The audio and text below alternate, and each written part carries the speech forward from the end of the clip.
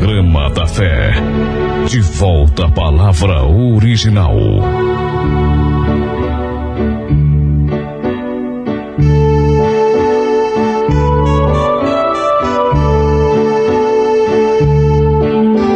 A paz bendita de nosso Senhor Jesus seja com todos os nossos irmãos, ouvintes. Que Deus vos abençoe em mais uma programação. Ouvintes, a igreja não nasceu nos evangelhos. A igreja nasceu no dia de Pentecostes. Está escrito em Atos capítulo 2. E cumprindo-se o dia de Pentecostes, estavam todos reunidos no mesmo lugar. E de repente veio do céu um som, como de um vento veemente e impetuoso, que encheu toda a casa em que estavam assentados, e foram vistas por eles línguas repartidas como que de fogo, as quais pousaram sobre cada um deles, e todos foram cheios do Espírito Santo. Ali foi o nascimento da igreja, porque a igreja é o corpo de Cristo. Aos Colossenses capítulo 1, versículo 24. Regozijo-me no que padeço por vós, e na minha carne cumpro o resto das aflições de Cristo pelo seu corpo, que é a igreja. E esse corpo é o corpo místico, que só passou a existir quando o Espírito Santo desceu na igreja, no povo. Primeira carta aos Coríntios, capítulo 12, versículo 13. Por um Espírito somos todos batizados, formando um corpo. Então, quando o corpo místico foi formado, nasceu a igreja, porque a igreja é o corpo de Cristo. Agora, os evangelhos foi a preparação, porque eles passaram por duas etapas. Primeira etapa, justificação. Eles foram batizados. Evangelho de São João, capítulo 4. E quando o Senhor veio a saber que os fariseus tinham ouvido que Jesus fazia e batizava mais discípulos do que João, ainda que Jesus mesmo não batizava, mas os seus discípulos. Eles, além de serem batizados, isto é, foram justificados, eles também foram santificados. São João capítulo 17, versículo 17. Na oração sacerdotal, Jesus disse: santifica-os na verdade.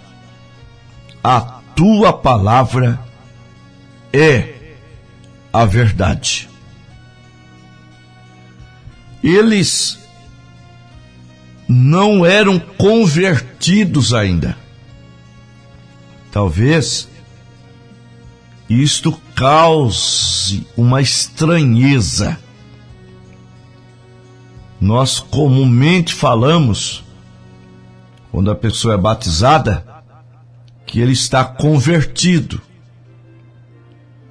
Mas não é assim na luz da Bíblia, na luz da palavra. A pessoa só é convertida quando ela tem o novo nascimento completo. Por quê? Porque o batismo só nas águas não é o novo nascimento completo. Como também uma criança saindo do ventre, no parto, ela pode nascer morta. Ela tem que nascer, sair da madre, do ventre, e receber o espírito de vida. Aí sim, ela nasceu de fato. Assim também é com um crente. Quando ele sai da água, ele ainda não está completamente nascido de novo. E isto aconteceu com um dos mais atirados dos apóstolos, Pedro. Sempre Pedro esteve em cena. Está escrito em Lucas capítulo 22, a partir do 31. Disse também o Senhor: Simão, Simão, eis que Satanás vos pediu para vos cirandar como trigo. Mas eu roguei por ti, para que a tua fé não desfaleça. E tu, quando te converteres, confirma teus irmãos. E ele lhe disse: Senhor, eu estou pronto para ir contigo até a prisão e a morte. Mas ele disse: digo-te, Pedro, que não cantará hoje o galo antes que 3 vezes negues que me conhece. E vocês vão ver logo em seguida que quando prenderam Jesus, Pedro cortou a orelha do servo do sumo sacerdote, mostrando aquele temperamento forte. Mas no dia de Pentecostes, ele nasceu do Espírito, porque o Senhor Jesus foi claro para Nicodemos: quem não nascer da água e do Espírito não pode entrar no reino de Deus. Então, tem que nascer da água e do Espírito. E quando você nasce de novo, você é uma criança, correto? E uma criança, ela tem que crescer, ela tem que se alimentar, e para o nosso crescimento, São Pedro disse que nós temos que se alimentar do leite racional. Aleluia! Primeira carta de Pedro, capítulo 2. Deixando, pois, toda malícia e todo engano, e fingimentos e invejas e todas as murmurações, desejai afetuosamente como meninos novamente nascidos o leite racional, não falsificado, para que por ele vades crescendo. Não pode ser algo falsificado. Por isso Paulo disse em Gálatas 1:8: mas ainda que nós mesmos, ou um anjo do céu, anuncie outro evangelho que vá além do que eu já vos tenho anunciado, seja anatema. Agora, no crescimento do crente, ele tem que deixar a condição de menino e ser adulto. Ele tem que crescer. E o nosso assunto não terminou. Nós estamos falando sobre a estatura de um varão perfeito. E nós já falamos sobre o fundamento, que é a fé. Depois vem a virtude, que é poder. Ciência é ciência de Deus.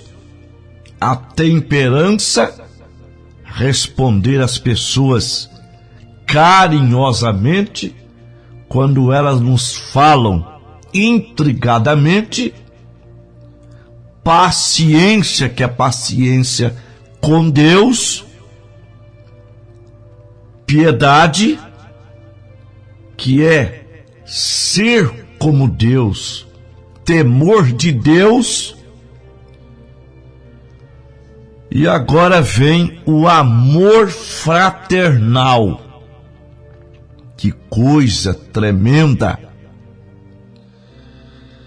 E você pode ir acrescentando sobre o fundamento. Amor fraternal é amor de irmãos. Sim, quando chegamos ao amor fraternal, em qualquer assunto que se esteja discutindo, ponha-se você no lugar do seu irmão. Por exemplo, se aquele irmão te ofendeu, você tem que perdoá-lo. Por quê?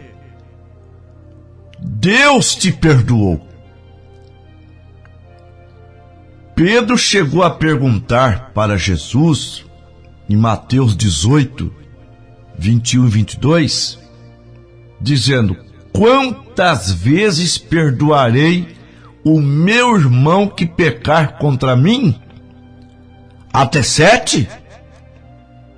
Jesus lhe disse: não te digo até 7, mas até 70 vezes 7. Agora, se temos que colocarmos no lugar do outro, nós temos que tirar essa palavra, cada um com seus problemas. É claro que nós não podemos se meter em coisas alheias.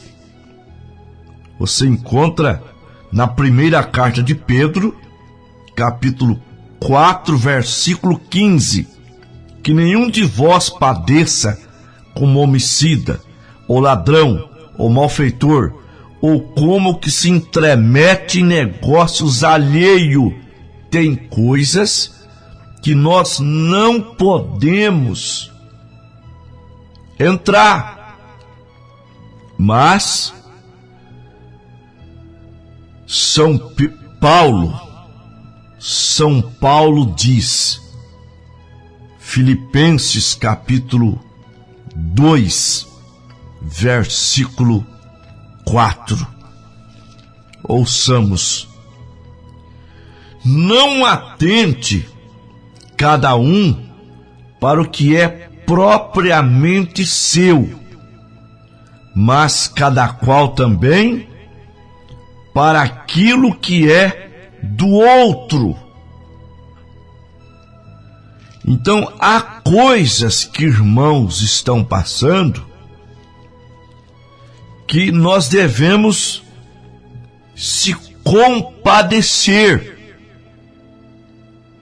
Nós devemos agir. Devemos ser misericordiosos, amigos. Devemos ser solidários. E quando não podemos fazer algo concreto, uma ajuda, nós pelo menos temos que orar por aquele irmão que está passando necessidade, chorar por eles. Mateus 5, versículo 4. Bem-aventurado os que choram, porque eles serão consolados. Se eu chorar por um irmão necessitado, eu também serei consolado. Devemos parar na brecha uns pelos outros. Sim. Então, se temos o amor fraternal, os problemas do meu irmão serão meus problemas. As lutas do meu irmão serão minhas lutas. Quando o diabo tirar alguém da igreja, um filho de um irmão, nós não vamos abrir a nossa boca e arrumar argumento para acusar o pai, para acusar a mãe. Nós temos é que entrar em cena para fazer uma operação de resgate. Isto é amor fraternal. Agora pense num crente com fé na palavra, com virtude, com ciência, com temperança, com paciência, com piedade e com o amor fraternal. Que crente poderoso! E se nós chegamos a esse patamar, as nossas orações serão poderosas. Sim. Portanto, meus queridos irmãos e irmãs, nós queremos penetrar em Deus. Nós queremos ser mais crentes e que Deus nos conceda essa dádiva, esta grande bênção, em nome do Senhor Jesus Cristo.